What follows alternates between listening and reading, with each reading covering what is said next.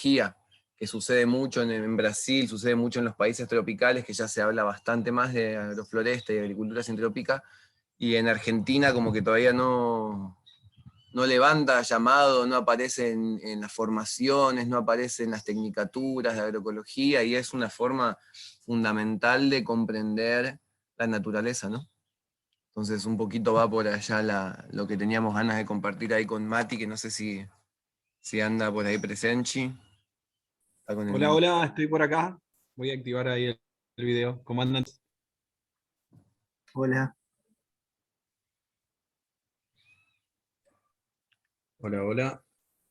Se te escucha, se te escucha. Inicio. ¿Se escucha bien? Sí, a ver, activa la cámara y va. Sí, sí. La cámara de la compu es la primera vez que la uso. No sé cómo se regula.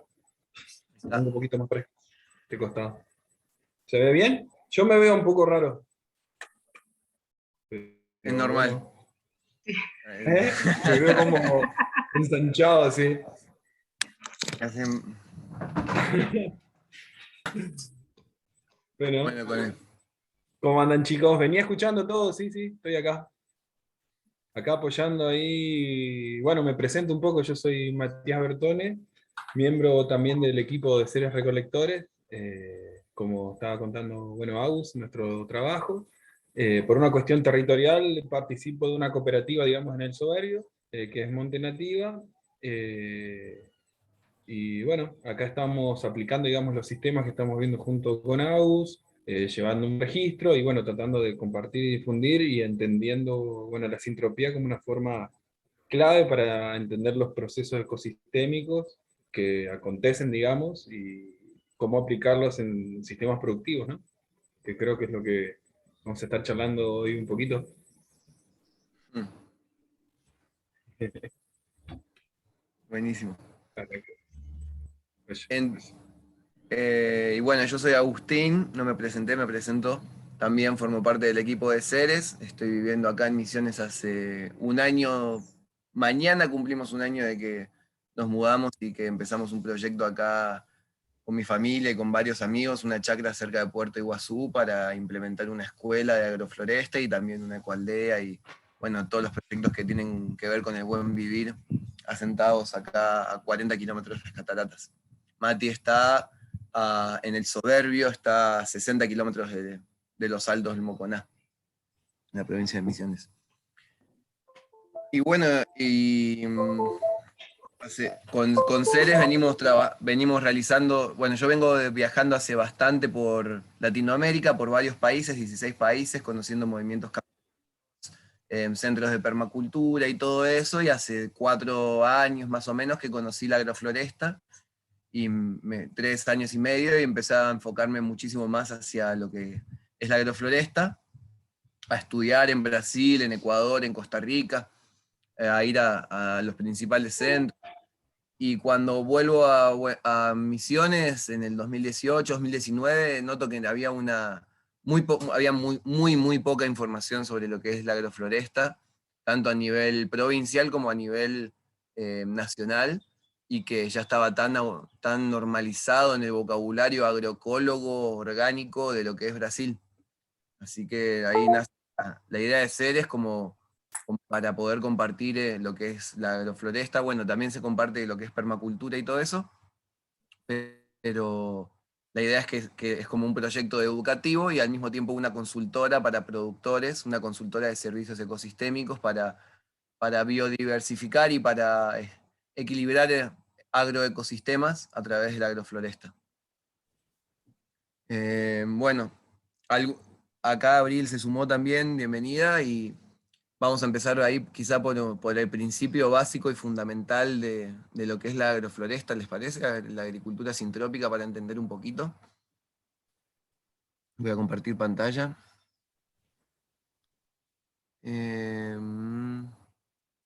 Vamos a utilizar un documento que ahí se ve. Sí, sí, sí, sí. A ver, vamos a intentar compartirlo en pantalla grande. 11. ¿Ahí se ve grande? Sí, sí Buenísimo. se ve grande. Bueno, este es un documento que traduje de unos chicos que se llaman Bora Permacultural de Brasil, y es una guía sencilla en historietas para entender lo que es la agrofloresta, ¿sí? Este es como un proceso ideal al que buscamos en agroflorestas productivas con sistemas de regeneración de ecosistemas, ¿sí? Trabajamos con las líneas forestales y en el medio cultivos de entre líneas, en donde se puede cultivar anuales, y sobre las líneas forestales se cultivan plantas de mayor sucesión y mayor camino. Vamos a bajar un poquito. Entonces la agrofloresta nace es un método ancestral, la agricultura sintrópica de cultivo, y se cree que, por ejemplo, el Amazonas es un sistema antropogénico, que significa que tiene eh, intervención humana directa. La formación del Amazonas se registra que no tiene más de 7.000 años, y que las acciones humanas fueron las que conllevaron directamente la generación de ese tipo de montes. Y bueno, la agricultura sintrópica un poco decodifica ese sistema de cultivo ancestral de selvas para la dinámica de las clareras, la dinámica de la formación de la vida dentro de la tierra, llevada a la realidad de contexto de hoy, ¿sí? Entonces, cuando llegaron los europeos acá a América, pensaban que los indios, en los primeros registros escritos, los indios se fue, a ver, los indios no cultivaban, que vivían del monte, pero sin embargo era un sistema súper complejo de alimentos que hoy en día, según la Red de Guardianes de Semilla de las Américas, que es una ONG, una formación que está en toda América Latina, registra como los sistemas antiguos amazónicos, como los sistemas de mayor cantidad de alimentos y calorías por hectárea que se desarrollan en el mundo, ¿sí? Entonces, tomando eso como referencia, la agricultura sintrópica es una agricultura que imita los procesos de la naturaleza, que imita los patrones de la naturaleza para desarrollarse. Y ahora vamos a ver un poquito la inspiración de dónde viene. Entonces, la agrofloresta, vengamos a decir que es la solución para áreas boscosas, y la ganadería regenerativa es para áreas de pampas, de llanuras, de praderas, ¿no? La forma de los ciclos de nutrientes de la naturaleza. Entonces, imitando la agrofloresta a las dinámicas de selva, cuando cae un rayo gigante, como ven acá, hay un ecosistema equilibrado de bosque, de repente cae un árbol bien grande y forma una clarera, ¿sí? Y en esa clarera comienzan a aparecer las primeras plantas, las plantas pioneras de ese sistema. Empiezan a suceder los pastos, los tréboles, los pequeños arbustos que generan como si fuesen una cobertura a las semillas de todos aquellos árboles de gran porte y de lento crecimiento que van a venir al final. Entonces a esas primeras plantas las llamamos placenta, ¿sí? Son las primeras plantas que van a cubrir el suelo, que van a dar las condiciones de vida para las plantas que vienen luego.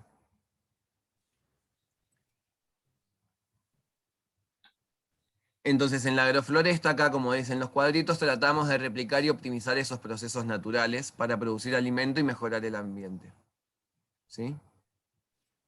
¿Querés contarnos un poco, Mati, sobre ahí lo que continúa? De los estratos y... Tengo abierto. Bueno, a ver, la sucesión está acá, perdón. Acá está lo de la sucesión, ¿sí? Que hablábamos de la placenta, en donde primero las primeras plantas protegen a las que llegan al final.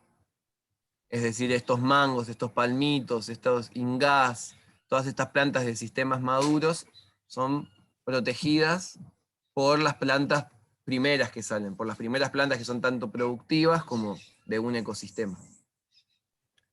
A los 5 años tenemos las plantas pioneras, las que establecen, las secundarias y las primarias. Eso en cuanto a la sucesión natural, que vamos a ir viendo y repitiendo a lo largo un poco de la charla.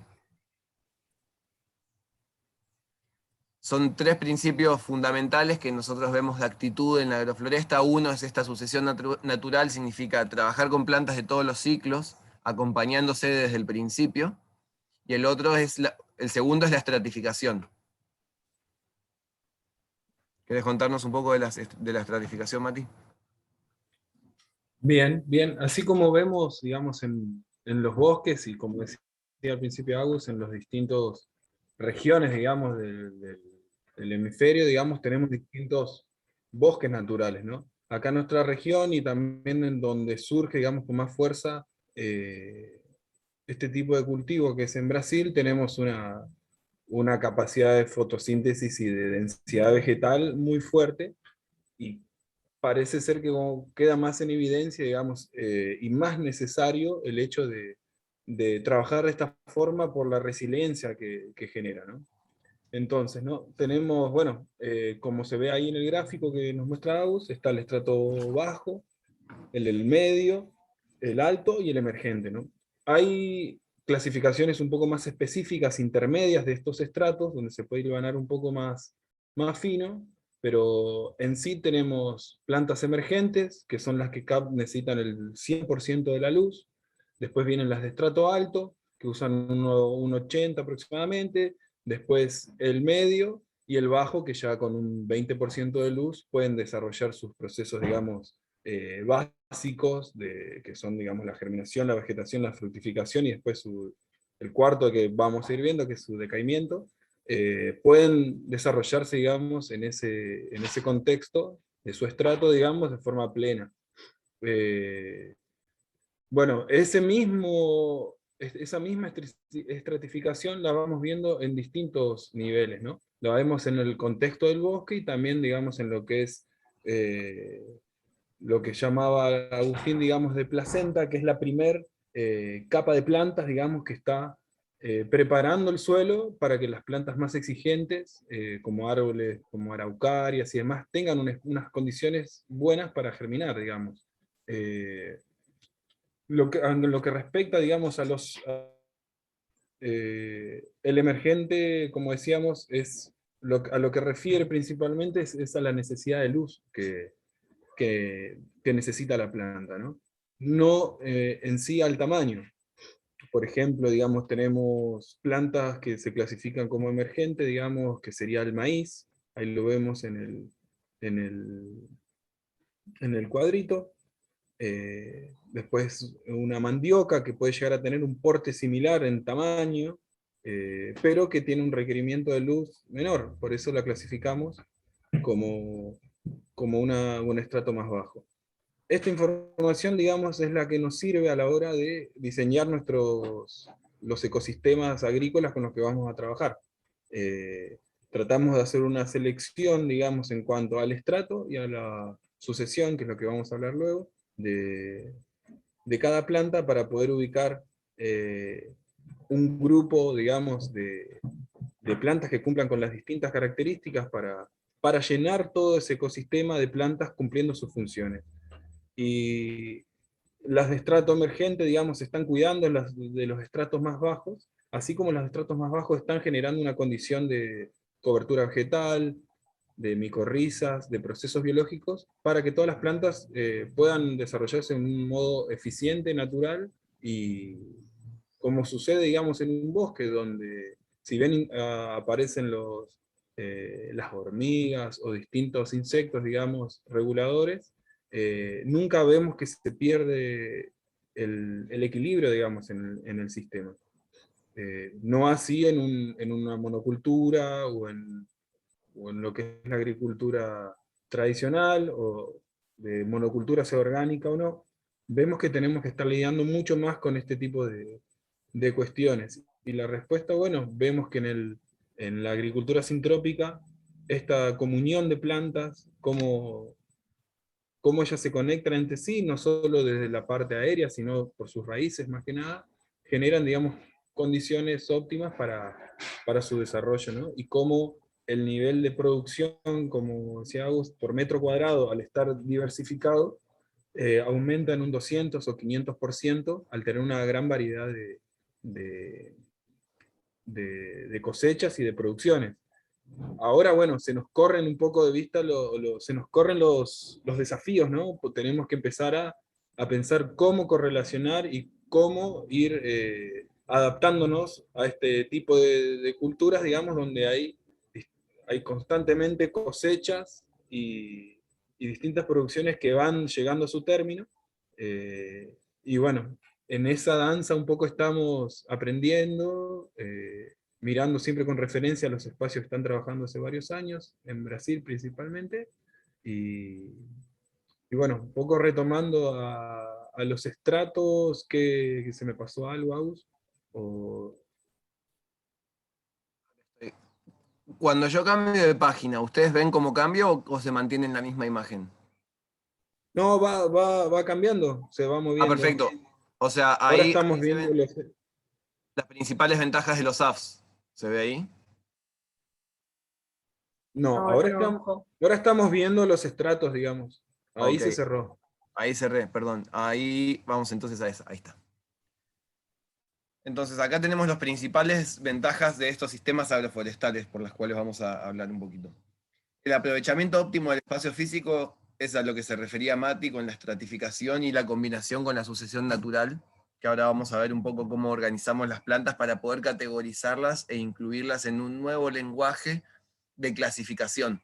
Así como podemos decir de que, por ejemplo, el maíz es una gramínea de ciclo corto, vamos a también agregarle que es una planta del sistema de abundancia, estrato emergente. Vamos a seguir caracterizando las plantas para poder ocupar, para que cada una de ellas ocupe una función dentro del ecosistema con placer, disfrutando de poder estar ahí con su espacio y con su sombra o con su sol puro. Entonces, esa es una de las principales ventajas de los apps. Después tenemos el aumento de los niveles de materia orgánica del suelo, ya que estamos combinando muchísimas especies, muchísima densidad, aumentando la tasa fotosintética, por lo tanto, aumentando los procesos de vida, aumentando los sistemas de lignina y teniendo muchísima materia orgánica de las plantas que uno coloca de servicio, que ahora vamos a ver lo que se llaman plantas de servicio. Tenemos la captura de dióxido de carbono, porque la fijamos en las raíces y en los troncos de los árboles. La conservación del agua, porque las raíces retienen humedad y le irrigan de manera equilibrada durante la noche a través de la redistribución hidrológica que sucede en las agroflorestas, en donde las plantas más grandes de noche distribuyen la humedad a sus raíces superficiales para que las plantas más pequeñas sostengan la humedad. Eso se llama redistribución hidrológica de las plantas. Eso es muy importante para entender lo de la conservación del agua. Y luego otra cosa de la conservación del agua es que hay un 20% más de humedad relativa en un ecosistema boscoso, en una huerta que tenga un sistema de bosque alrededor, que en un lugar al descampado, ya que las hojas generan agua y oxígeno a través de la fotosíntesis. Después tenemos el control de malezas. ¿Por qué? Porque las malezas dejan de jugar un rol de tener que retirarlas del sistema y pasan a ser un rol de cosecha. Uno transforma el desyuye en cosechas, ¿sí? A través de densificar los sistemas de cultivo. El mejoramiento del microclima, esto que hablamos de mayor humedad relativa, más sombra, es positivo no solamente para las plantas, sino para la gente que trabaja en esos sistemas productivos. La protección de los suelos a través de la generación de materia orgánica y de la estructuración del suelo con la cantidad de raíces que colocamos. La diversificación de la producción que mantiene una renda a lo largo de todo el año y al mismo tiempo diversifica los agroecosistemas, generando mayor cantidad y calidad de vida en el entorno. La sostenibilidad de los componentes agrícolas y forestales. Uno puede sostener una producción a largo plazo a través de cultivos a corto plazo. La producción de madera y la promoción de una mayor estabilidad socioeconómica. ¿Sí? Esas son las principales ventajas.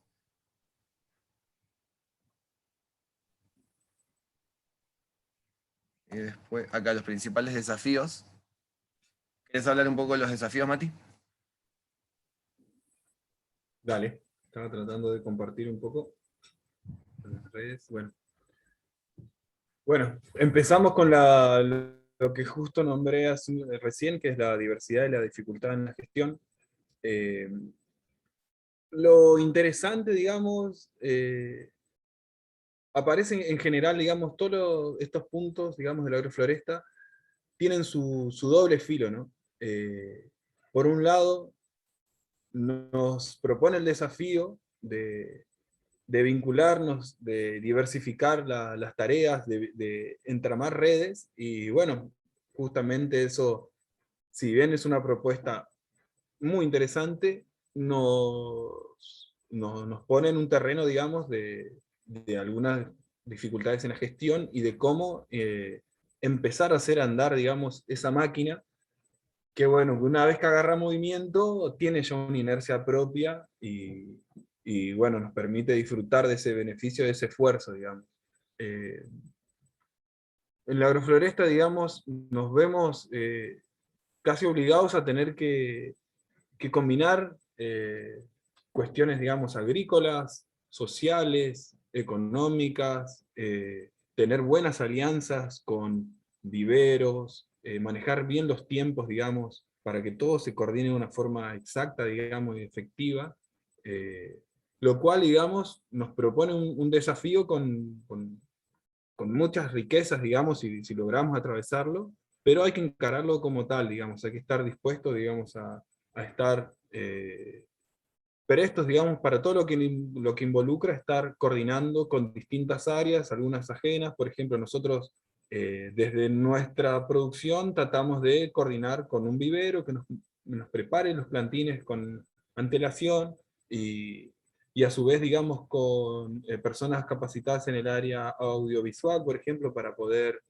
transmitir esto, o otras personas en el área de gestión, digamos, para poder registrar y poder, digamos, darle forma. Así que es uno de los puntos, digamos, que vemos con mucha riqueza y con mucho desafío, el hecho de la diversidad en cuestiones, digamos, no solo de las plantas, sino humanas, ¿no?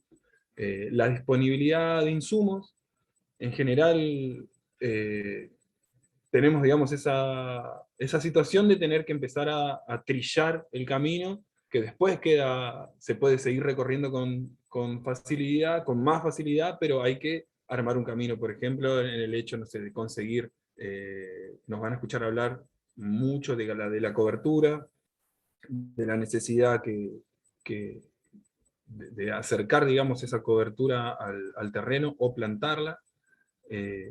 Bueno, el planeamiento y el pronóstico de producción, tratar de hacer un buen diagnóstico en qué se está buscando en esa propiedad, cuáles son los objetivos, de qué se dispone, qué recursos humanos va a haber, tratar de achicar la brecha, porque siempre decimos, más vale hacer un pedacito bien chiquito, aplicando todos los conceptos y tratando de llevar para adentro, digamos, los conceptos de la agrofloresta para poder después expandirlos más, que lanzarnos a hacer un cultivo, digamos, de muchas hectáreas. Yo trabajo igual de forma agroecológica hace varios años, y cuando empecé a hacer agrofloresta, de plantar 2 o 3 hectáreas, me fui a un cuarto, y ahora este año me voy a media, nos vamos a media porque es un trabajo en grupo, y cada vez con más personas trabajando en un área súper chiquita. Y eso al principio es un poquito difícil de conseguir, digamos, y lo que siempre recomendamos es capaz agarrar una huerta de 1 metro cuadrado, podemos meter 20 especies, si entendemos, y podemos diferenciar su sucesión y su estrato.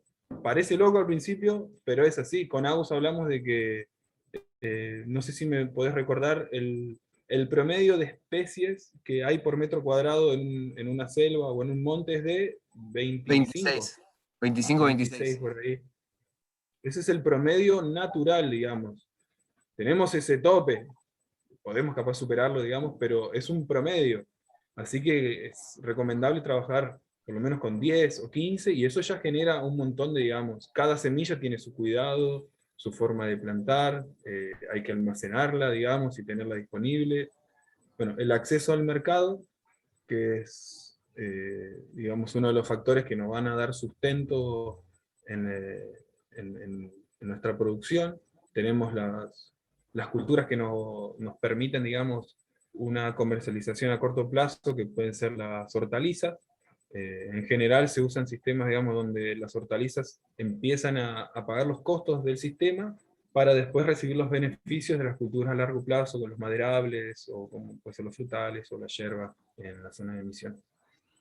El manejo de máquinas, que bueno, en muchos casos tenemos que estar improvisando o buscando con mucho esfuerzo, tratando de traer de Brasil algunas maquinarias, aunque sean pequeñas o simples, que nos facilitan mucho la implementación. Según la maquinaria que tengamos, vamos a poder encarar distintos tipos de cultivos o de superficie por una cuestión física, que nos va a dar un tiempo, una maquinaria nos va a brindar un tiempo de trabajo, y a otra, y sin esa, capaz se nos duplica, se nos triplica el trabajo. Y bueno, la asistencia técnica capacitada, que está implementando, trabajando con estos tipos de cultivos, todavía es no está muy disponible, digamos. Nosotros, de hecho, creemos que necesitamos aprender muchísimo. Si bien nos animamos a hablar de estas cosas, es por la necesidad más que nada de llamar al diálogo y de aprender mucho más de lo que podemos llegar a repetir de las experiencias que tuvimos en estos cortos años. ¿Pasa ahí la página? Dale. Ahí están buenas con lo que hablamos de la sucesión, sí, que llamamos de placenta 1, placenta 2 y placenta 3. Ahí se quiere sumar alguien más, Aníbal Frete. ¿Entendió esto de la sucesión natural dirigida? O sea, tenemos la sucesión natural que sucede en un monte, que lo que nosotros realizamos con la sucesión natural dirigida es acelerar los procesos, acelerar para poder acumularlos en nuestros ecosistemas. Entonces, en vez de que la planta que tiene que dejarle el espacio a la siguiente planta tarde mucho tiempo en retirarse del sistema, que se seca, se cae, nosotros lo que hacemos es cortarla antes de que se seque en su momento de máximo esplendor, antes de que entre en senescencia, realiza eso. Así que estamos acompañando la sucesión natural, acompañando los procesos para llegar al bosque, que es nuestro objetivo. Nosotros estamos yendo de la huerta al bosque, ¿sí? Entonces esto es un poquito lo que sería la ocupación aérea de lo que se ve de los espacios que ocupa cada momento de la vida, siendo lo amarillo lo primero, la placenta 1, la placenta 2 siendo lo interior, lo rojo siendo las secundarias, y el azul y el verde en el medio es lo más climático, o sea, ocupa muy poquito espacio. Al principio parece una huerta normal con algunos arbolitos. Luego, cuando se retira la huerta, la primer huerta, la placenta 1, y queda establecida la mandioca, el ñame, la cúrcuma, el jengibre, todas esas plantas se establecen y comienzan a dejarle el espacio a las siguientes plantas, ¿sí? Lo mismo cuando las secundarias ocupan su espacio, y finalmente, luego de 40 años, el yatobá y la yabuticaba, que son plantas de la mata atlántica y del cerrado brasilero, ocupan el estrato final, ¿sí? La sucesión final. Y acá tenemos un poco el camino de lo que es la sucesión y la acumulación del capital natural. Vemos como en P1, aquí abajo a la izquierda, significa el comienzo de una agrofloresta y todos los ciclos de las plantas acompañados, ya llegando hasta el clímax. Cuando llega el clímax y uno quiere comenzar de vuelta la dinámica de clareras, continúa con un capital natural acumulado muchísimo más alto del momento de llegar. Entonces uno va mejorando los suelos a medida que cosecha. Lo que nosotros buscamos con esta sucesión natural dirigida es cortar esa depresión por marchitamiento que tiene el maíz, que tiene el cacao y que tiene la papaya, por el marchitamiento de la planta de maíz. Si nosotros cortamos el maíz antes de que se empiece a secar y que empiece a retirarse el sistema va a continuar con hormonas de crecimiento frescas, va a mantenerse joven, va a mantenerse en su etapa vegetativa de fructificación. Lo mismo con la eliminación de la planta de mamón. Entonces nosotros ayudamos a que el ecosistema camine y avance. Y bueno, y ahora vamos a hablar un poquito de la tercera clasificación. Tenemos la clasificación de sistema de estratos, de estratificación, y lo otro es la sucesión. Entonces podemos decir que la planta puede ser un estrato bajo de la placenta 2, por ejemplo, como la cúrcuma, plantas que viven de 6 meses a 2 años y que necesitan un buen grado de sombra para establecerse de manera natural o imitando el ecosistema al cual pertenece, porque todas las plantas que nosotros cultivamos, desde la lechuga hasta el mango o la ciruela, todas pertenecen a ecosistemas de bosques, ¿sí? Todas se desarrollan en entornos biodiversos y no en monoculturas. Entonces la tercera sistema de clasificación se divide en sistema de acumulación, sistema pionero, sistema de acumulación y sistemas de abundancia, ¿sí? Los sistemas pioneros y de acumulación son las plantas y los animales que necesitan menos relaciones en un ecosistema para desarrollarse. Son relaciones más simples y se van complejificando, ¿sí?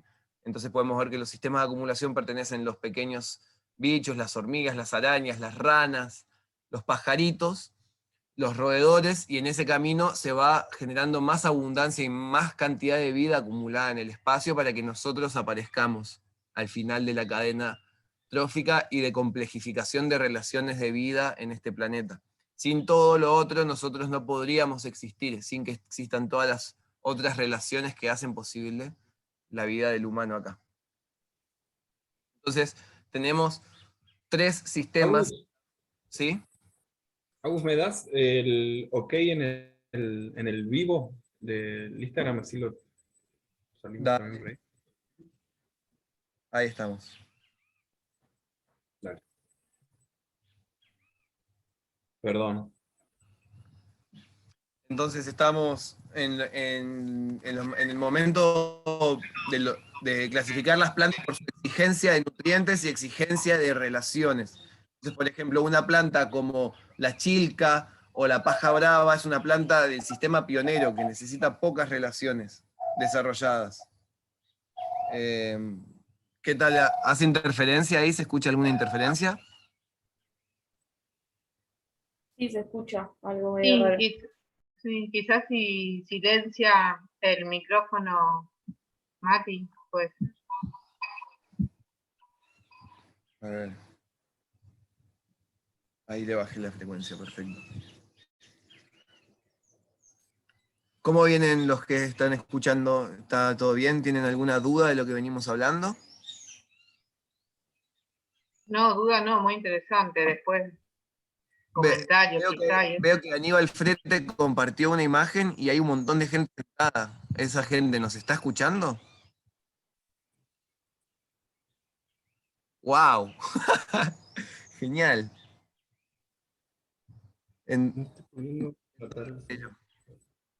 ¿Dónde están, Aníbal? Un montón de gente. Y pudieron engancharse, le pregunto porque son muchísimos, pudieron engancharse en el momento que estaba hablando sobre la sucesión. ¿Quieren que vuelva un poquito atrás? Está bien, seguimos adelante. Ahí está Aníbal. Hola, sí, nos enganchamos tarde. Está bueno, por ahí si puedes explicar esto de los distintos estratos. Perfecto. Volvemos atrás un poquito con el permiso de los que estaban participando. Dale, muchas gracias. Eh, Estamos participando con alumnos de un instituto superior de Tecnicatura en Agroecología y profesorado en Agronomía. perfecto. ¿De dónde son? General San Martín, Chaco. El instituto es la EFA Fortaleza Campesina. Buenísimo. Bueno, buenísimo. Ojalá que esto que estamos hablando es súper para su región. O sea, la agrofloresta se integra muy bien al Chaco y sería una opción muy, muy interesante para aplicar allá. Todavía no conozco gente que esté trabajando allá. Vamos a volver entonces del principio un poquito, vamos a ver las principales ventajas, vamos a repasarlas rápidamente. El aprovechamiento óptimo del espacio físico, debido a que trabajamos con múltiples especies, en múltiples espaciamientos, generando un 200, un 500, un 700% más de procesos de vida y de especies de plantas dentro del sistema que en una monocultura.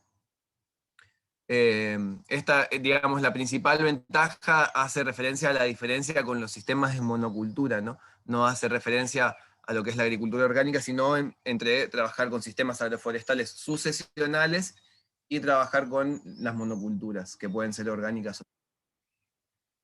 Entonces, el aprovechamiento óptimo del espacio físico, el aumento de los niveles de materia orgánica del suelo, cada vez que uno cosecha, el suelo está mejor, cada vez que uno interviene, el suelo se mejora con los procesos, es una agricultura de procesos. La agricultura sintrópica de manera ortodoxa es una agricultura de procesos que imita los patrones de la naturaleza para desarrollarse, y utilizando otras agriculturas es que nosotros formamos lo que nosotros estamos trabajando, ¿sí? No es una agricultura sintrópica ortodoxa 100% pura, los ejemplos que les vamos a estar mostrando de lo que trabajamos, sino que nosotros también trabajamos con agroecología, con la biodinámica, con las fases de la luna, también trabajamos con la agricultura orgánica que propone Jairo Restrepo, con el ABC de los abonos fermentados, los biofertilizantes y los caldos. Y bueno, pero como factor principal de nuestros trabajos está siendo este rescate ancestral de lo que es la agrofloresta y la biodiversidad llevada al máximo dentro de los agroecosistemas. Entonces tenemos la captura de dióxido de carbono, ya que estamos plantando muchísimas plantas y secuestran la raíz y a través de los procesos fotosintéticos mucho dióxido de carbono. La conservación de la biodiversidad, ya que estamos integrando frutales nativos, madera nativa, árboles nativos de mucho valor. La conservación del agua, porque se mantiene tanto en las raíces como en las hojas, como en el ambiente de la agrofloresta. Hay una humedad relativa muchísimo más alta, hay muchísima más humedad en el suelo, debido a las raíces pivoteantes de los árboles, que disponibilizan de los suelos más profundos nutrientes y agua a través de la redistribución hidrológica, que sucede a la noche, en donde los árboles más grandes elevan por capilaridad su agua disponible en las raíces más profundas y se la disponibilizan a las plantas más pequeñas. Eso se ve muy bien en la agrofloresta cuando uno trabaja entre líneas de banana y eucaliptus, uno trabaja la huerta, puede notar cómo a la noche esas plantas están muchísimo más hidratadas y durante la madrugada que en un lugar donde cultivaste una lechuga sin una agrofloresta. La conservación del agua también hace referencia a que los suelos van a estar mejor drenados, con mayor cantidad de raíces en el suelo también. El control de malezas, porque pasamos de llamar malezas a llamar cosechas. Empezamos a plantar con tal densidad que cada vez que hay que desyullar, nosotros lo que hacemos en realidad es cosechar. Por ejemplo, cuando necesitamos espacio para nuestra lechuga, nosotros lo que hacemos es retirar la rúcula. Cuando necesitamos espacio para nuestro repollo, lo que realizamos es retirar la lechuga. Cuando necesitamos espacio para el tomate o para el brócoli, lo que hacemos es retirar el repollo. Y cuando necesitamos espacio para que venga el ananá, lo que hacemos es retirar el tomate. Y así, consecutivamente, en 1 metro cuadrado, vamos a poder cultivar 25 especies distintas que cada una le va a dar sucesión a la otra, arando y preparando el suelo una única vez. Entonces, también tenemos el mejoramiento del microclima, tenemos la protección de los suelos contra la erosión y la degradación por la cantidad de materia orgánica que disponemos en el suelo, que también vamos a ver un poco de esos números. Y el reciclaje de nutrientes. Hay muchos más. Ahí está. El reciclaje de nutrientes, ya que todos los nutrientes pasan por los ciclos de todas las plantas que están allí. Entonces, el mismo sol, la misma energía del sol es aprovechada muchísimas veces más. La energía del agua, de la humedad relativa en el suelo, es mucho más aprovechada si hay un reciclaje de nutrientes. La diversificación de la producción, que es lo que genera mayor interés en los campesinos, ¿no?, de la región, el poder diversificar y poder trabajar y tener cosechas a lo largo de todo el año en un mismo espacio donde quizás antes solamente trabajaban con el algodón o solamente trabajaban con la hierba o con el tabaco. Ahora pueden tener muchísimas otras cosechas además de su cultivo principal. la sostenibilidad de los componentes agrícolas y forestales, que permite que uno establezca plantaciones de frutales con una amortización, con un retorno en el primer año a través de las líneas de las entrelíneas, ¿no? Entonces poder invertir en agrofloresta, poder invertir en sistemas frutales se vuelve mucho más viable económicamente cuando trabajamos con plantas de sucesiones anteriores entre el cultivo. Podemos cultivar maíz, poroto, zapallo entre medio de los citrus que esperamos cosechar dentro de 3 años, y así. Después la producción de madera, es un gran factor, madera y leña, y la promoción de una mayor estabilidad socioeconómica de la gente que la practica.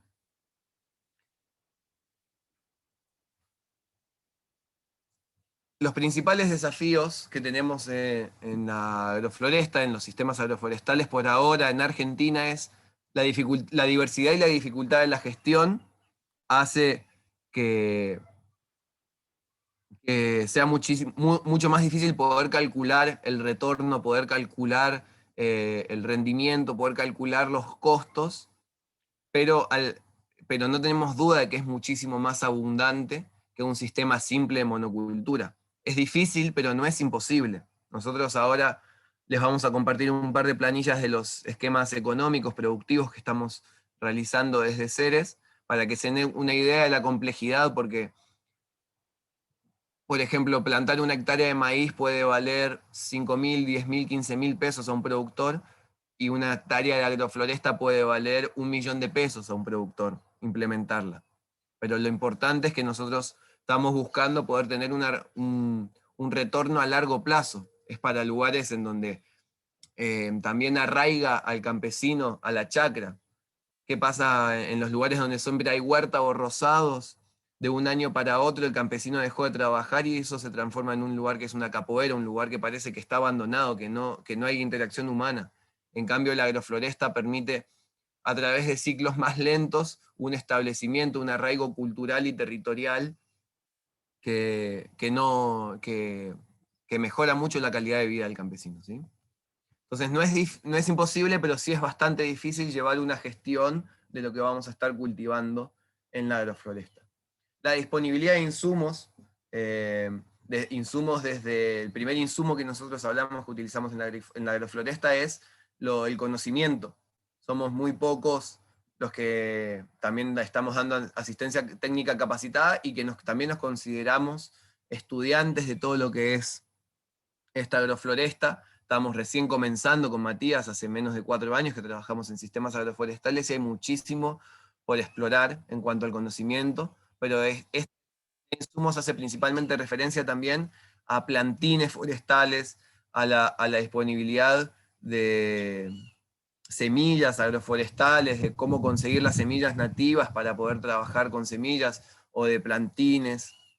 El planeamiento y el pronóstico de producción también es mucho más difícil en una agrofloresta que en un cultivo convencional, pero también es realizable.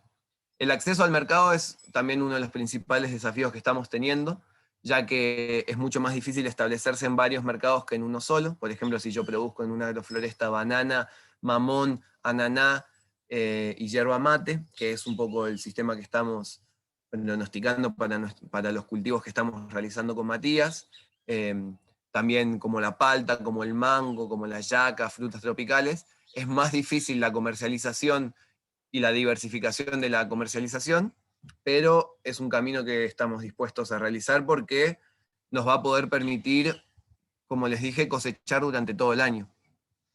El manejo de máquinas también está muy verde todavía en lo que es la agricultura sintrópica. Recién se están realizando algunas maquinarias específicas para este tipo de agricultura, desde la preparación de los suelos hasta la poda, hasta la mecanización de las cosechas con diferentes cultivos. Y la asistencia técnica capacitada también es uno de los principales desafíos, si no es el principal, de poder tener personas que puedan mantener los registros, los resultados, y poder ir acompañando los cultivos de los campesinos en la región. Entonces, tenemos 3 principales principios de actitud en lo que es la agroforestería sucesional. El primero es la sucesión natural, el segundo es la estratificación, y el tercero es la densidad forestal a través de la poda. ¿Sí? Vamos a hablar del primero, que es la sucesión natural dirigida, que es el camino, es el ciclo de las vidas de las plantas en su momento de fructificación, es el estadio que ellos van a ocupar y van a ser categorizadas. Vamos a dividirlo en 5. Vamos a tener la placenta 1, que son plantas que viven de 0 a 6 meses, placenta 2, que son plantas que viven de 6 meses a 2 años, placenta 3, que son plantas que viven de 2 años a 5 años, las secundarias, que son plantas que viven de 5 a 15 años, y las plantas del clímax, que son plantas que viven más de 15 años. ¿Sí? Entonces, placenta 1 de 0 a 6 meses, placenta 2 de 6 meses a 2 años, placenta 3 de 2 años a 5, secundarias de 5 a 15 años, y clímax de 15 en adelante. Todas esas plantas, desde el lapacho hasta la rúcula, van a estar plantadas desde un primer momento, y todas van a estar acompañadas. Las más pequeñas van a servirle de cuna a las que crecen más lento, pero más grandes. Entonces hablamos de que son sistemas de seres vivos endobiontes, seres vivos como el lapacho, seres de lento crecimiento, necesitan de un entorno de selva, ¿sí? Necesitan estar dentro de la vida, ser endobiontes para poder desarrollarse. Y es por una de las principales causas por las cuales los proyectos de reforestación nativa fracasan, porque uno quiere plantar a un espaciamiento final lo que es un lapacho. Por ejemplo, plantamos árboles nativos en un 12 por 12 sin tener en cuenta los procesos de vida que tiene un lapacho dentro del bosque. Entonces, nosotros aumentamos sus hormonas de crecimiento, aumentamos su vitalidad a través de incluirlo en nuestros cultivos. Al lapacho, o a un palo rosa, o a las plantas, o a un algarrobo en el caso de Chaco, o un quebracho.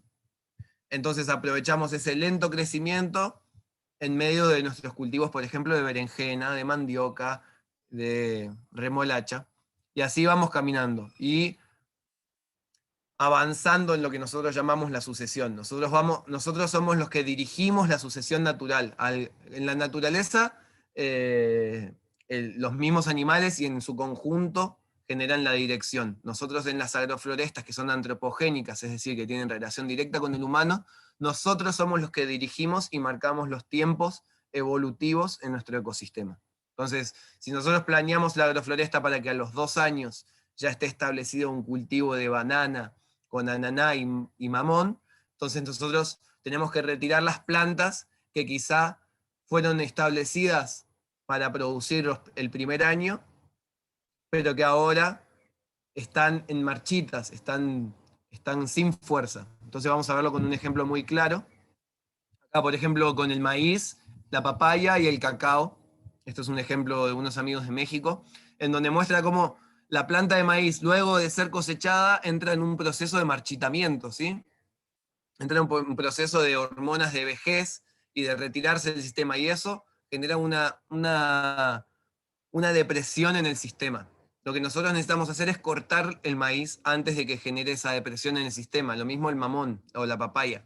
Entonces, constantemente el desarrollo de las plantas va a ser en vigorosidad. Entonces, eso es la sucesión natural dirigida.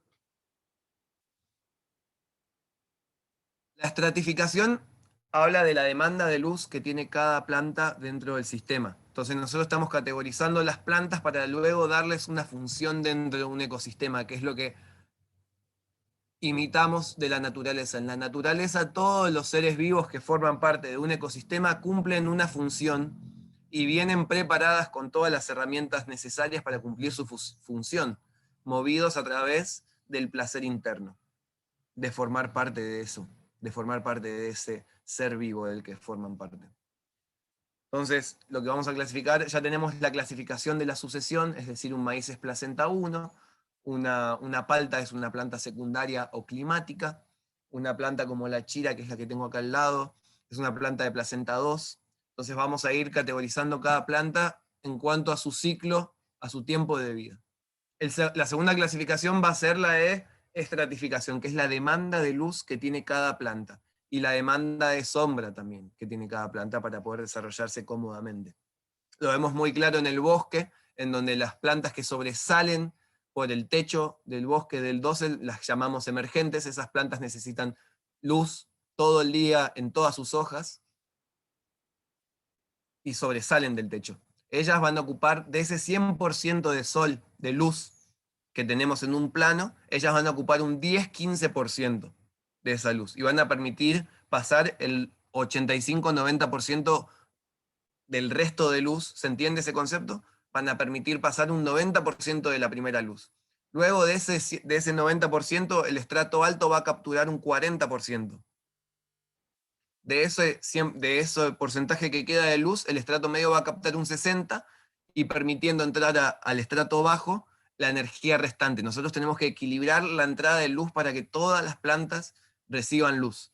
No significa estrato bajo que va a vivir en la sombra plena constante, sino que durante determinados momentos del día le va a poder entrar la luz. Entonces tenemos plantas, por ejemplo, como la selga, que no sé si lo habrán notado en la huerta, pero ella tolera muy bien la sombra, es un estrato bajo medio.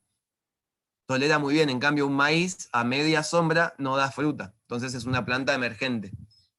Una planta de poroto tolera muy bien la sombra del maíz en la milpa, entonces es un estrato medio, bajo. Una planta de zapallo también tolera, es un estrato bajo. Permiso. Y después tenemos plantas, aunque sean pequeñas, de alta necesidad de luz, como la frutilla. Una planta de frutilla que no tiene más de 20 centímetros de altura es un estrato alto, tiene una alta necesidad de luz.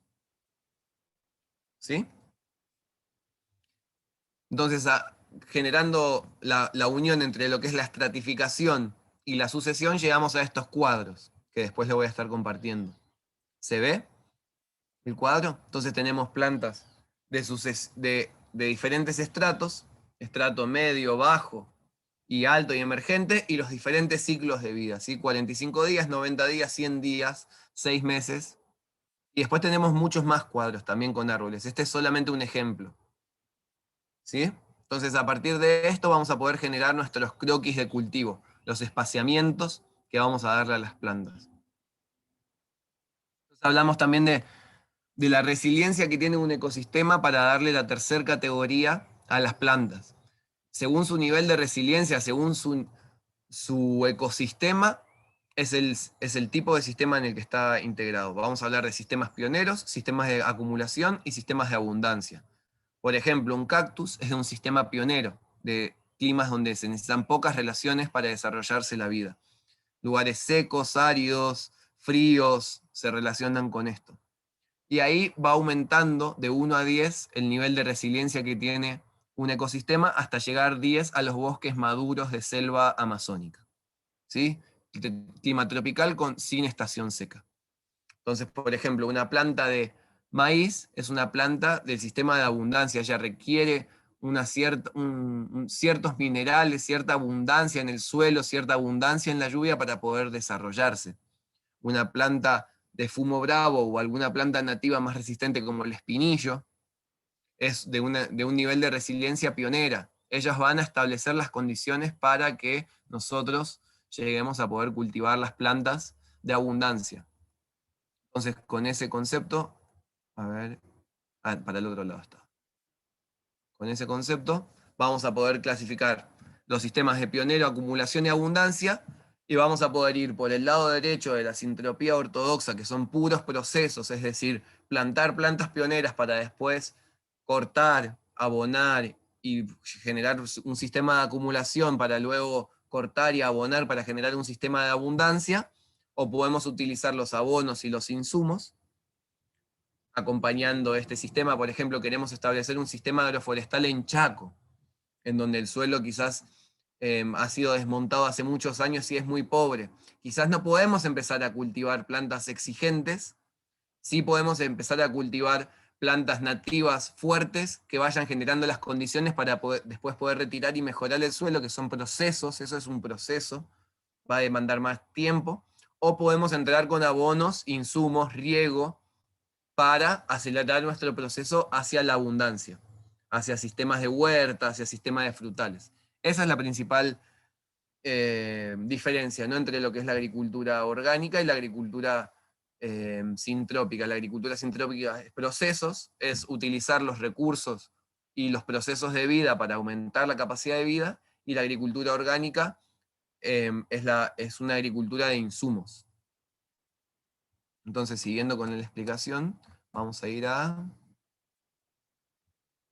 los procesos de las plantas, ¿sí? Proceso germinativo, proceso vegetativo, proceso de fructificación y el proceso de senescencia. El proceso de senescencia es cuando una planta se retira del sistema y entra en marchitamiento. Entonces nosotros lo que vamos a hacer es cortar la senescencia de las plantas, vamos a podar mucho, el sistema lo vamos a mantener bien joven, con alta densidad de plantas, quizá con baja densidad de follaje en comparación a lo que es una planta sola, pero generando múltiples beneficios.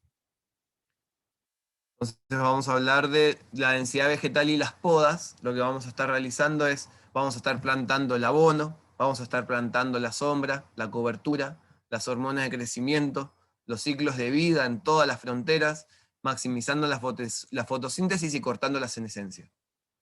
Plantando el abono, ¿por qué? Porque cada vez que uno poda, por ejemplo, el 50% de una planta aérea, el 50% de sus raíces también son autopodadas, se eliminan del sistema y se transforman en carbono disponible para las otras plantas. ¿Sí? Entonces ahí estamos plantando carbono, tanto aéreo como subterráneo, y distribuido equitativamente a nuestras plantas. Nosotros vamos a tener plantas dentro del sistema, que son las plantas del sistema productivo, las plantas del sistema de biomasa y las plantas del sistema de biodiversidad. Las plantas del sistema de biomasa es a las que nos estamos haciendo referencia en este caso, la densidad vegetal y las podas. Vamos a plantar muchas más plantas, o vamos a permitir crecer muchas más plantas de las que nosotros queremos cosechar. Más o menos mínimamente un 30% a un 70% de las plantas que nosotros incluimos en estos sistemas es plantas de servicio, estas plantas de biomasa, que van a aportarle procesos ecosistémicos, servicios ecosistémicos a las plantas productivas. Por ejemplo, vamos a plantar tordera, que es una planta que estoy viendo acá, o la chira, o plantas como el fumo bravo o como el eucaliptus, porque son plantas que tienen alta resistencia a la poda, que tienen alta resistencia a climas más fuertes, más secos del que está acostumbrado la región, y porque liberan mucha cantidad de hormonas de crecimiento. Por eso es que nosotros utilizamos tanto el eucaliptus en las líneas forestales, que ahora vamos a hablar un poquito de eso. Entonces vamos a plantar la sombra para esta necesidad de estratificación de las plantas, vamos a estar plantando refugio, amparo al viento y al sol, a través de tener más plantas y más fotosíntesis.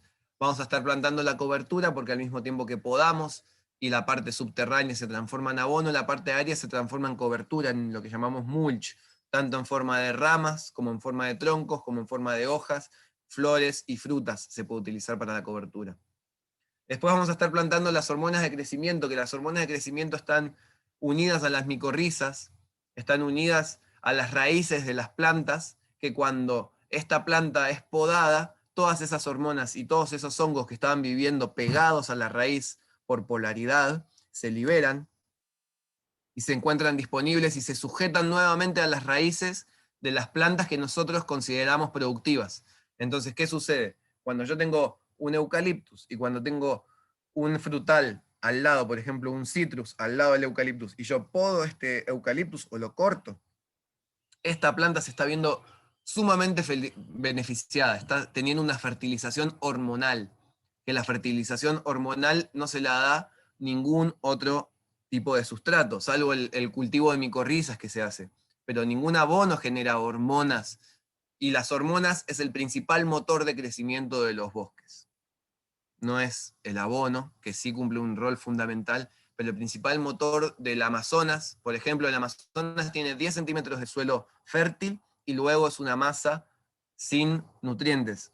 Son esas hormonas de crecimiento y la poda constante que hay adentro del bosque que le da vigorosidad y que genera una codefinición de las especies, un coacompañamiento de las especies y una cooperación, no una competencia. Ahí es cuando nos damos cuenta que los procesos de la vida dentro de la naturaleza y dentro del mundo de los árboles están hechos para cooperar simbióticamente, y que así se han dado las grandes evoluciones de las especies y de la vida a través de la cooperación.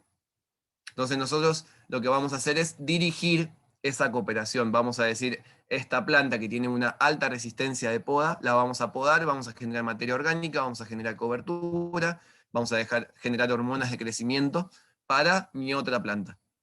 Entonces nosotros estamos plantando un 30-70% más de lo que vamos a cultivar, de lo que vamos a cosechar. Mucho es para darle de comer a nuestra agrofloresta. ¿Sí? Entonces, eso en cuanto a plantar las hormonas de crecimiento. Aumentamos los ciclos de vida en todas las fronteras, como acabo de explicar. Maximizamos la fotosíntesis, que más fotosíntesis significa más agua, significa más oxígeno, significa más animales también dentro del sistema, más sombra, que para los que trabajamos en verano en la huerta sabemos lo digno que es trabajar en la sombra, ¿no? Lo feliz que nos pone trabajar en la sombra. Y cortamos la senescencia, cortamos ese sufrimiento, digamos, que tienen las plantas a través de la poda. Nosotros comparamos la poda con el hacer ejercicio con los humanos. Es como de las cosas que más similares le suceden a las plantas, porque reciclan sus nutrientes, oxigenan sus partes del cuerpo y también rompen proteínas viejas. Nosotros vamos a poder las partes generalmente que no están vigorosas del árbol o que no están plenas del árbol o de la planta. Entonces ahí venimos a hablar de los seres que están dentro de los ecosistemas, ¿no? Que funcionan a través del placer interno y que forman parte de estos agroecosistemas. Nos encontramos con los seres renovadores de sistemas, que son los que nosotros mal llamamos plagas, que son indicadores de una deficiencia y que son los que trabajan en optimizar los procesos de vida y en indicar en qué momento de abundancia o en qué momento está este sistema de cantidad y calidad de vida. Si nosotros plantamos una planta sola en medio de un ecosistema que no está preparado para ese nivel de abundancia, estos seres optimizadores de procesos van a trabajar sobre ella, van a realizar un manejo. Estos seres optimizadores solamente van a donde encuentran cadenas de proteínas rotas, a donde encuentran plantas enfermas, que quizás nosotros no vimos el indicio, pero que ellas sí ya lo vieron, lo percibieron. Entonces, utilizarlo como indicadores. Bueno, un poco las micorrizas. La materia orgánica y la disposición en el suelo, nosotros utilizamos mucha materia orgánica en el suelo. Utilizamos 4 kilos de materia orgánica por metro cuadrado en lo ideal. Troncos, paja, troncos de banana, todo eso sirve. Materia verde, pasto verde, también sirve mucho. Entonces nosotros calculando la biomasa, a la izquierda vemos una imagen que no se nota mucho ahora que la veo, que hay una gran poda de las líneas forestales para generar la cobertura de las entrelíneas. Ese es un sistema clásico de una agrofloresta con enfoque productivo, ¿sí? Tenemos una entrelínea y las líneas forestales. En la entrelínea nosotros vamos a poder cultivar varias culturas anuales, 2, 3, 4 veces, hasta que las líneas forestales ya tomen su color, su forma, y se establece un bosque de sombra en las entrelíneas. Entonces acá tenemos los tipos de agrofloresta. Tenemos la chacra agroforestal, que generalmente son cultivos extensivos con más procesos y menos insumos, ¿sí? Quizá no tienen riego y se calcula muchísima más biomasa y plantas de servicio que plantas productivas, que en un sistema, por ejemplo, de huerta agroforestal, en donde tenemos una altísima densidad de plantas de riego, de plantas de exigencia, de abono, y tenemos un mayor rendimiento económico también. Es para lugares en donde quizá la limitante es el espacio. Esta es la mejor solución porque va a tener un retorno económico mucho más rápido y mejor.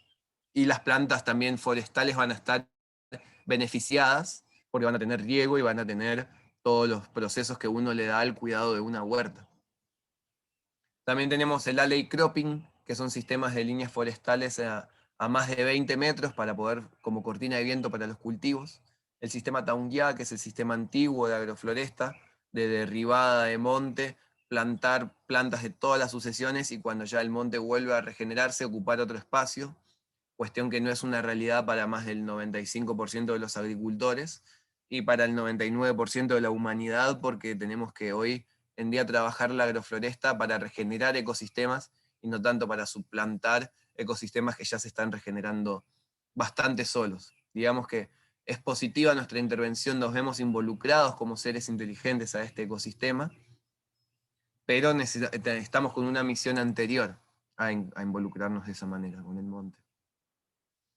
Bueno, el sistema de quema y siembra, que es el que está, digamos, tolerable y aceptable para comunidades ancestrales que viven en la selva, alejados de las tecnologías, y que tienen un ecosistema muy difícil, muy hostil, por ejemplo, la selva amazónica, para poder cultivar cultivos anuales. Ellos queman, plantan, y dejan que vuelva al monte, y recién vuelven a los 20 años a ese monte que después de su paso es muchísimo más abundante, hay muchísima más fruta. Entonces, ellos entienden la dinámica de la naturaleza, que nosotros quizá percibimos al bosque como algo estático, como algo que ya es un bosque maduro, cuando en realidad es muchísimo más dinámico. Y la dinámica de clarera sucede en todos los ecosistemas de bosques sanos, porque es la intervención de animales dentro del ecosistema.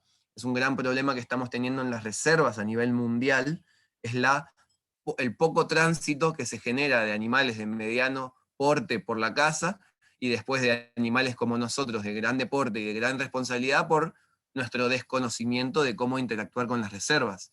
Pero las reservas, más que ser áreas de protección, tendrían que ser unas áreas de inclusión permanente, porque nosotros dentro de esos ecosistemas generamos muchísima más vida que si no estuviésemos presentes. Solamente con el conocimiento, con cómo hacerlo. Tenemos los sistemas agrosilvopastoriles, que es la integración del factor pecuario, muy, muy útil para sistemas a gran escala. Son grandes manejadores de ecosistemas. Los quebravientos, que se utilizan mucho en lugares con mucho viento, obviamente, y las cercas vivas, que son agroflorestas de factor social, que dividen fronteras ilusorias de las chacras. Acá vamos a compartir ahora un par de fotos, un par de preguntas sobre cómo son las agroflorestas. Voy a compartir un par de fotos de lo que es la agrofloresta de Monte Nativa. Acá tenemos la granja La Lechuza en Oberá. Vemos las líneas forestales con eucaliptus, bananas y frutales, con una alta densidad de diferentes sucesiones y diferentes estratos. En la misma imagen podemos ver ananá, mandioca, frutilla, pasto vetiver, cebollín de verdeo y otras plantas. La huerta en la Cooperativa de Parajes Unidos, sistemas de producción de biomasa con líneas de pasto, que se corta cada 45 días, generando biomasa, generando estas hormonas de crecimiento. Miren la densidad de la línea forestal. Tenés mora, ambaí, moringa, aguacate, palta, banana,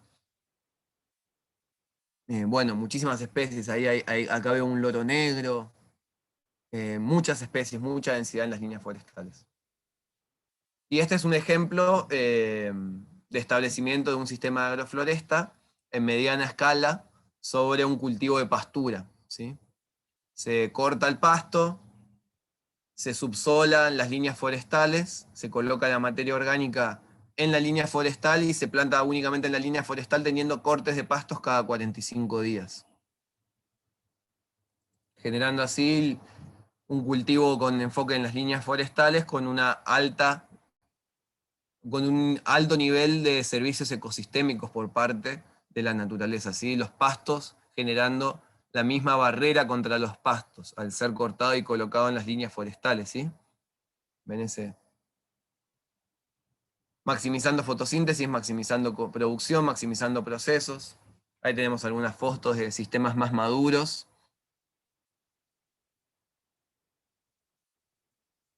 Vamos a abrir otra carpetita.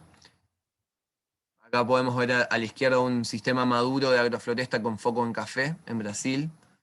Las líneas forestales, y después de que haya habido 3, 4 años huerta en esas entrelíneas, ahora se establece un sistema de bajo bosque de café.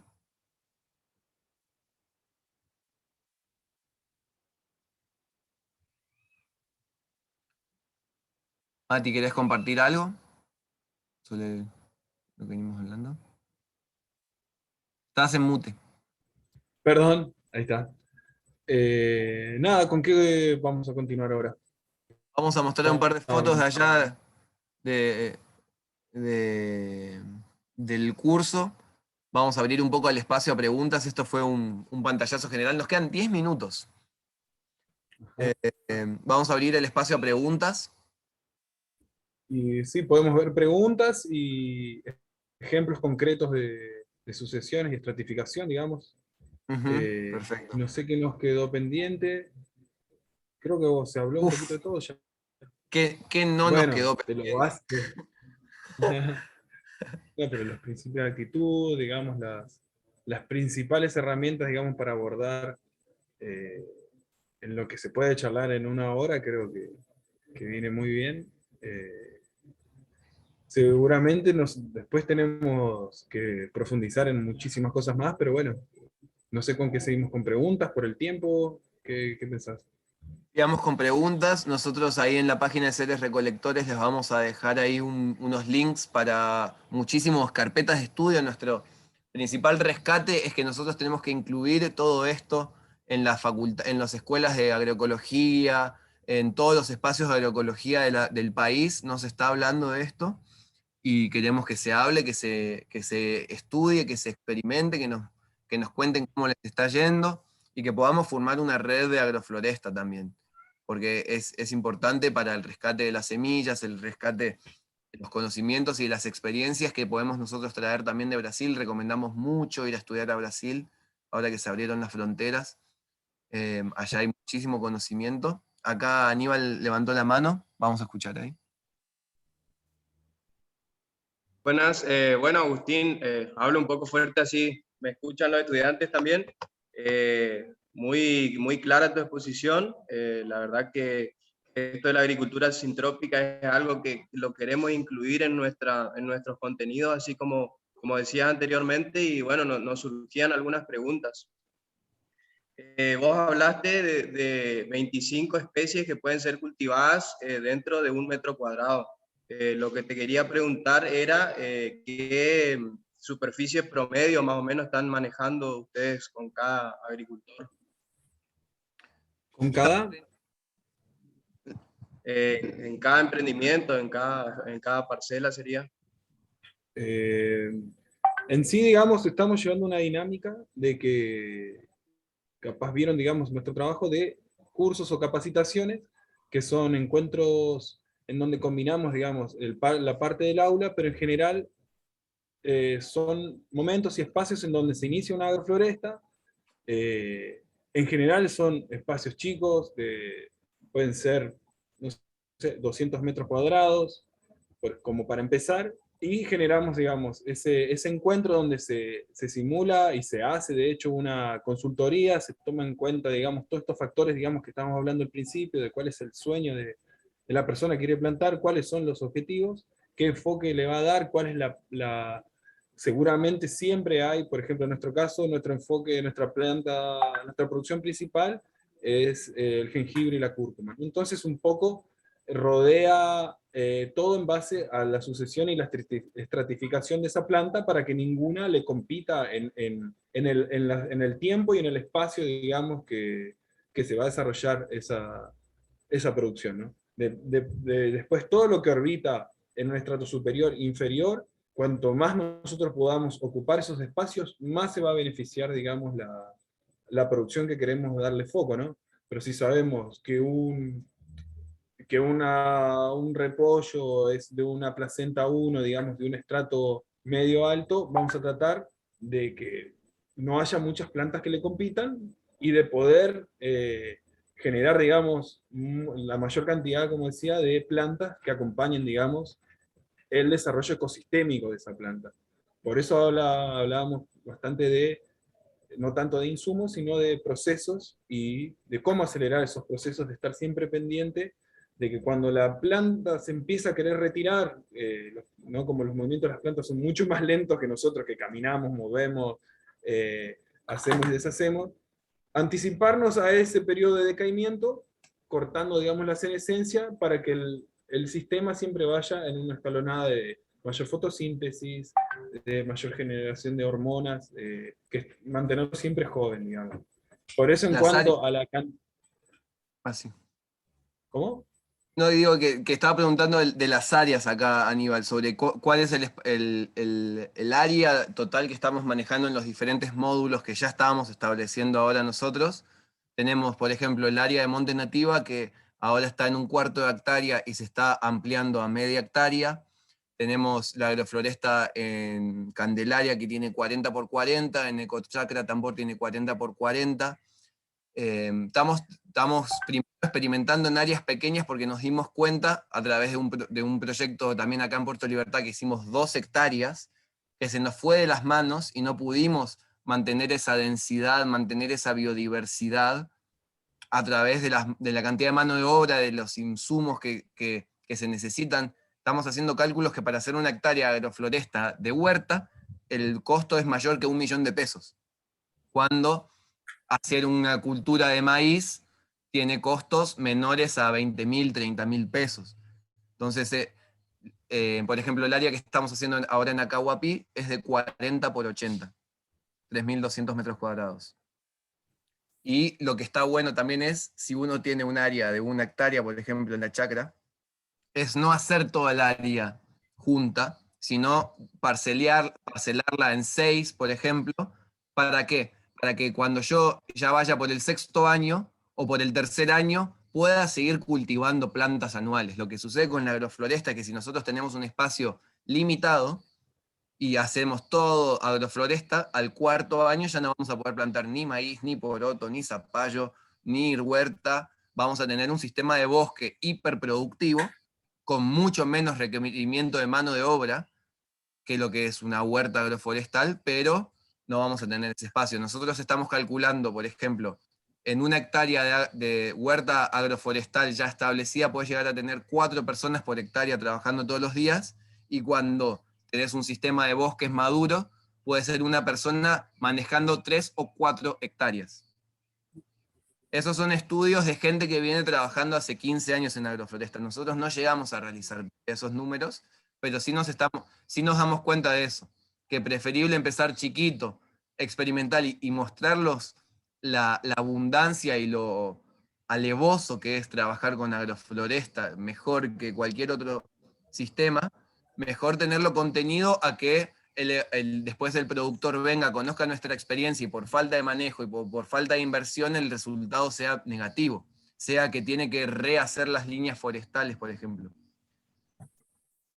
Perfecto, sí. Bueno, Por ahí vamos con vamos la a- otra pregunta que acá pregunta Abril, que dice, ¿cómo se piensa la agrofloresta? ¿Perdón? Y queda espacio, tengo otras 2 preguntitas Hola, después. hola. Dale, sí, vamos a ir dinámico. Vamos con Abril, que escribió justo después de esta, puso, ¿cómo se piensa la agrofloresta en zonas con menores temperaturas o menos lluvias, con menores tasas de crecimiento? Hay plantas que se adaptan a todos los climas tienen plantas, entonces uno tiene que buscar las plantas que van a generar ese sistema de biodiversidad, ese sistema de servicio, para después incluir las plantas productivas. Cuanto menos temperatura y menos lluvia, como vos dijiste, menores van a ser las tasas de crecimiento, pero hay soluciones. Está la red de agricultura sintrópica de Chile, que está trabajando muchísimo más en el tema, y hay una red de agrofloresta también que se está haciendo en Argentina a nivel pampeano, zona pampeana, que ellos trabajan con otros ecosistemas. Nosotros ahora vamos, de acá a poquito, vamos a sacar el primer curso online gratuito de sistemas agroforestales para la región misionera, que también va a funcionar para gente de Formosa, Tucumán, Salta y Jujuy. Pero al ser tan distinta la agrofloresta a lo que vas a hacer en Chile o lo que vas a hacer en La Pampa, no podemos como abarcar todo eso. Gracias, Abril. Aníbal, Eduardo, ¿estás ahí con la mano levantada? Sí, yo quería preguntar, la pregunta está relacionada a lo que preguntó Abril, porque, por ejemplo, pienso que el clima es una limitante y también el tema de las especies. Ubicándonos acá en La Pampa, vos mencionabas acá en Buenos Aires, podemos llegar a replicar lo que vos haces allá, pero ayornados a las plantas desde acá, que es un poco lo dijiste, ¿no? Pero si podés ampliar un poquito con ese tema. Perfecto. Entonces, para climas más fríos vamos a tener que buscar una de las llaves de las plantas de biodiversidad es que sean plantas perennes, ¿sí? Buscar plantas perennes y plantas que no sean caducifolias. Que mantengan las hojas durante el invierno, van a ser una de las plantas llave para climas más fríos, ¿sí? Así como acá son llaves las plantas caducifolias para que nos permiten entrar la luz en invierno, que es cuando menos luz tenemos, allá van a ser clave también las plantas que generen esa contención y ese volumen de fotosíntesis en los peores tiempos. Entonces plantas como cactáceas, plantas de hoja fina, las acacias, todas esas plantas van a tener muchísimo más valor. Y vamos a tener que aumentar, vamos a tener que disminuir la distancia entre líneas forestales, porque es mucho más difícil generar ese ecosistema, ese clima boscoso. Claro. Sí, porque sin embargo, acá viste, hay humedad, pero es diferente el clima. Vamos a tener que hablar, sí, es distinto. Vamos a tener que hablar de espaciamientos más cortos, 3 metros entre línea forestal, 4 metros. Ya si te vas a 8 metros, ya la acción del monte va a dejar de repercutir tanto la acción esta ecosistémica, ¿sí? Bueno. Y bueno, después tenemos muchísimo más material, pero quiero dar espacio, nos quedan 5 minutos ahora, le quería dar espacio a Aníbal y ahí a Lourdes también tiene una pregunta. Lourdes. Sí, bueno, primero felicitarlo, zarpada presentación, zarpado lo que están haciendo. Nada, gracias por compartirlo. Bueno, eso, me gustaría tener acceso a algunas tablas que compartieron, eso dicen que lo van a tener. Yo no soy muy ducha con las redes sociales, ¿qué tienen? ¿Instagram? ¿Cómo es? ¿Los busco? Sí, en el Instagram como Seres Recolectores, ahí está. Y ahora voy a intentar compartir también acá un link que tenemos de estudio de agrofloresta. Ya lo mando. Dale. Dale. Después, así comentar, bueno, yo estudio a las micorrizas arbusculares hace 8 años. La simbiosis, justo hoy di una presentación del holobionte, digamos, como armamos ahí todo un marco teórico con unas pompas para facilitarlo a la agroecología y a todos, ¿no? Dentro de este marco. Y quería sumar quizá, y a ver qué les parece a ustedes, cuando hablan así con tanto énfasis de la revitalización y de las hormonas de crecimiento, también, digamos, básicamente lo que hacen con mantener a las raíces vitales es mantener la vida en el suelo, y ese sistema vivo constantemente con sus hormonas, microorganismos, ciclo de nutrientes, y eso hace que justamente que los árboles crezcan más rápido, porque al estar, pues, se están nutriendo de todas las redes tróficas que están ocurriendo ahí abajo, que como decían Claro. ustedes, ¿no? Sí. Y que las gramíneas y las plantas C4 son, micorrizan mucho y mueven mucho a las micorrizas, quizá pensando en suelos, digamos, degradados, quizá como puede pasar en el Chaco o como pasa acá, en La Pampa, que tenemos niveles de degradación muy importantes, pensar quizá también como en agregar a los primeros estratos, se me ocurren las especies de cultivo acá, ¿no? Pero gramíneas C4, digamos, que son muy, muy poderosas para fijar ese nitrógeno, ese carbono y activar a las micorrizas de ese suelo, como impulso, así como flujo de vitalidad. Exactamente, sí, sí. Las gramíneas en nuestro sistema estamos ahí luchando para implementar el Mombasa, que es el Panicum maximum, que es el pasto que más biomasa genera. Es un C4. Estamos ahí probando diferentes semillas de todos lados. Ojalá que esta vez sembramos bastante, Matías, y allá en el Soberbio y yo acá en Puerto Libertad estamos esperando ahí los resultados.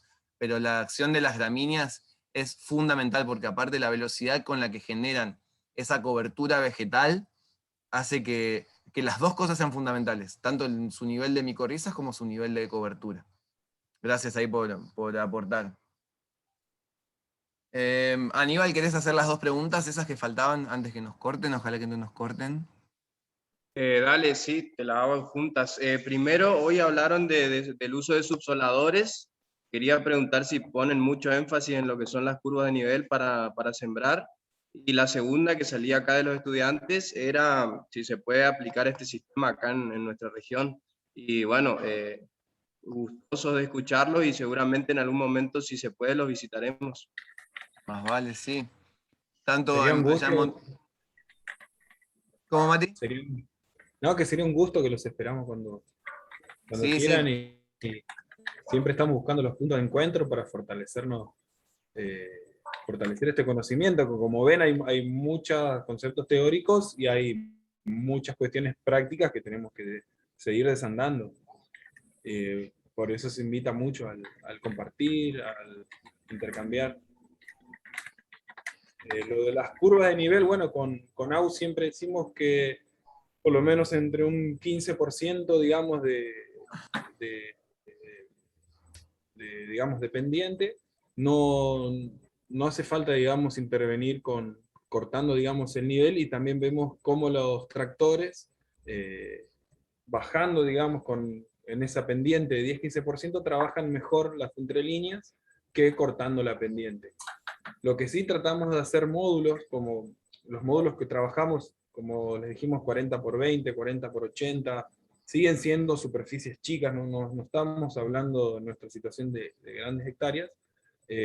Sí planeamos las líneas de desagüe, digamos, los swale, contra nivel, pero los módulos en sí pueden trabajarse a favor de la pendiente, pensando, digamos, en el tema de cómo trabajan, digamos, los discos de arado para trabajar, digamos, bien con la maquinaria, y que, bueno, lo que genera en sí la curva de nivel es la cobertura. Nosotros estamos trabajando siempre con mucha cobertura, y eso genera, digamos, que el agua no corre, digamos, el mismo pasto, la misma rama, pega al agua y ya busca, digamos, otro camino que no es el de deslizarse por la pendiente.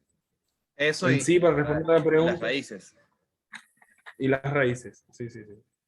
Es como el bosque, ¿no? En el bosque no hay ninguna curva de nivel y con la cobertura vegetal y con las raíces infiltrando las aguas hace que el rebalse de esa agua sea transparente. En los bosques el agua que rebasa es transparente. Lo mismo pasa con las agroflorestas que no tienen curva de nivel. Para nosotros es muchísima la diferencia de lo que entra, por ejemplo, los discos de rastra cuando vos trabajás a favor de la pendiente que cuando trabajás en la curva de nivel. Y también lo mismo el subsolador que marca. Nosotros trabajábamos con subsolador en la línea forestal y después con discos en las entrelíneas para cultivar lo que es maíz, porotos o chacra. Y bueno, eso. ¿Y después qué ibas a decir, Mati? Eso sí.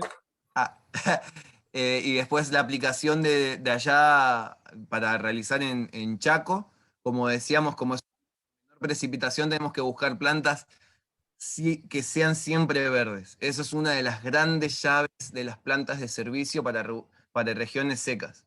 Buscar esas plantas que se mantienen en el ecosistema, en el monte, lo más verdes, y aprovechar y plantar en una densidad.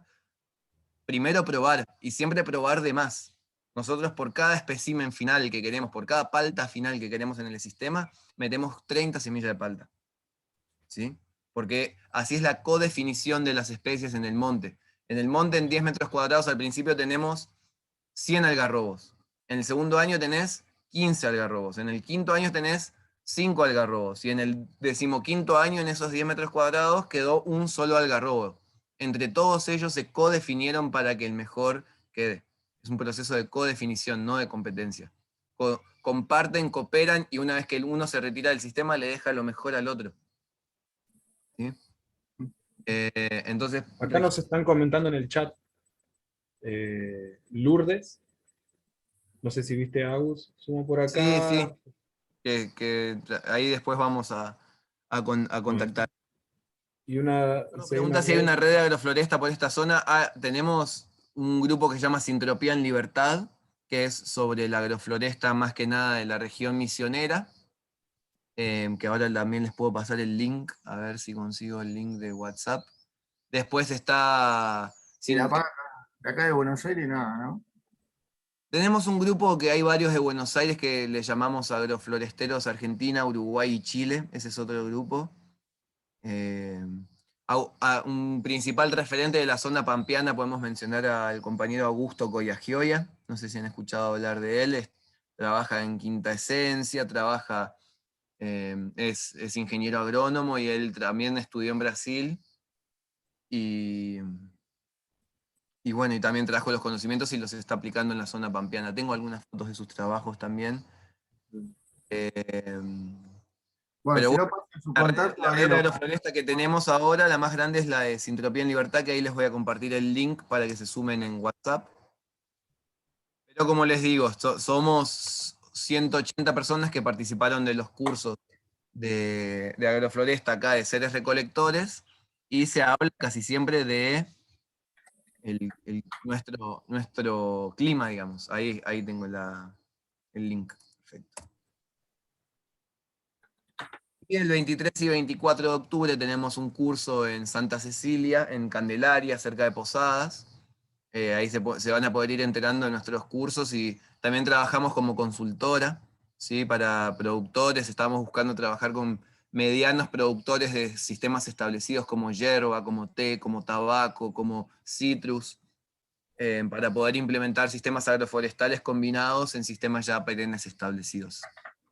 Y también con diferentes propuestas. Estamos con 2 o 3 cursos por mes venimos realizando en la región.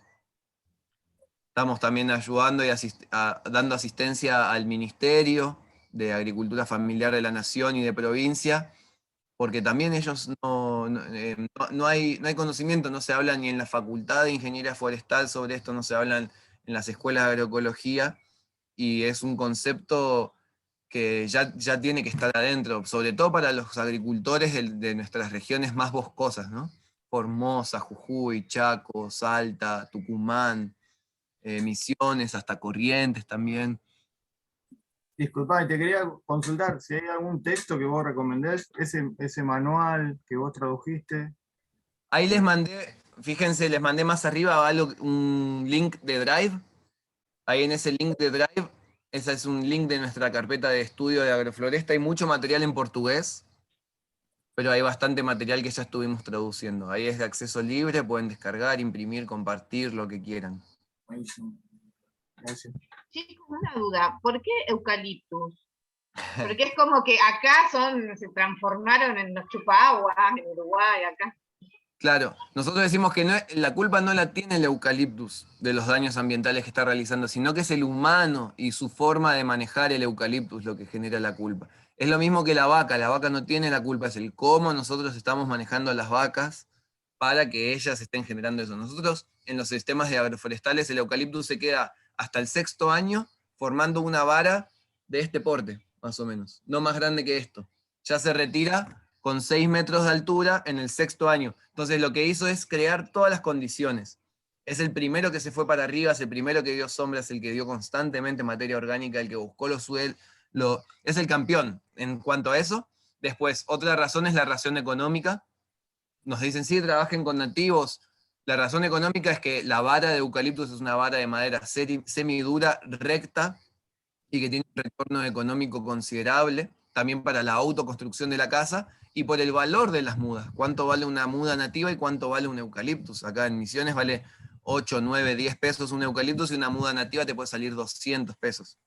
Y también el valor ambiental, de desmitificar de que el eucaliptus es la plaga y que en realidad nosotros somos los que lo metimos en ese problema al eucaliptus. El eucaliptus, según la biodinámica, por ejemplo, es la planta más elevada espiritualmente del mundo vegetal.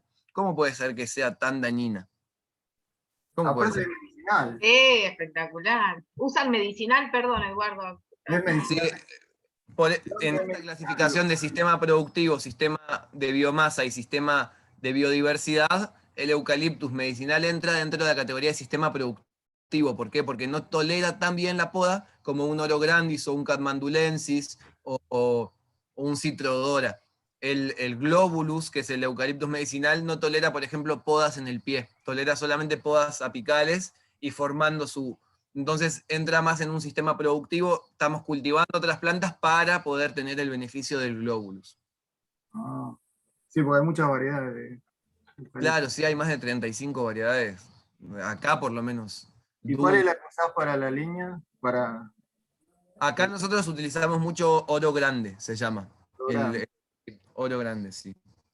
A los 6 Porque años. Sí, a los 6 años ya salió el sistema, ya estableció abajo el monte y ya me da un retorno de madera. Hay gente que, por ejemplo, haciendo agrofloresta, que cuando corta el tronco del eucaliptus lo retira del sistema, hace shiitake, inocula con shiitakes en un micosario, se dice, ¿no? Micociario, donde se cultivan hongos, y después retorna ese tronco de eucaliptus de vuelta al sistema agroforestal en forma de abono, pero con shiitake inoculado. Entonces son agroflorestas con hongos, inclusive. Qué bueno. Y una pregunta ahí puntual de cuando haces, pero ¿cómo haces la cosecha del eucalipto? ¿Lo cortás y el tema de la raíz Queda adentro. La raíz es buenísima. La raíz es como si te dijese que es un taladro que abrió, que generó un montón de suelo, y el resto de las raíces se van acomodando y acompañando a la raíz pivoteante del euca. Nosotros plantamos cada 3 metros una banana y en el medio plantamos 3 eucaliptos, o sea, un eucaliptus cada 88 centímetros plantamos. ¿Sí?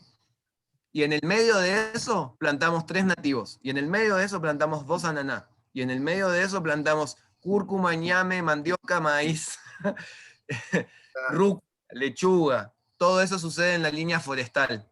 Claro, después ¿Sí? se biodegrada ese de Entonces, lo que quedó, y se forma todo. Se va biodegradando. claro.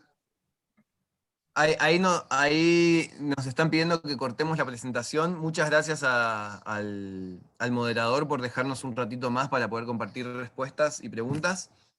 Bueno, eso fue todo. Esperamos poder verlos de vuelta y pronto vamos a compartir información sobre el curso online gratuito que bajamos con el Ministerio de Cultura de la Nación. De poquito vamos a Qué poder... bárbaro. ese curso en Espectacular, línea. chicos. Gracias, Así que gracias. muchísimas gracias. Bueno, Muchas muy gracias ahí a los compas del Chaco por toda la presentación.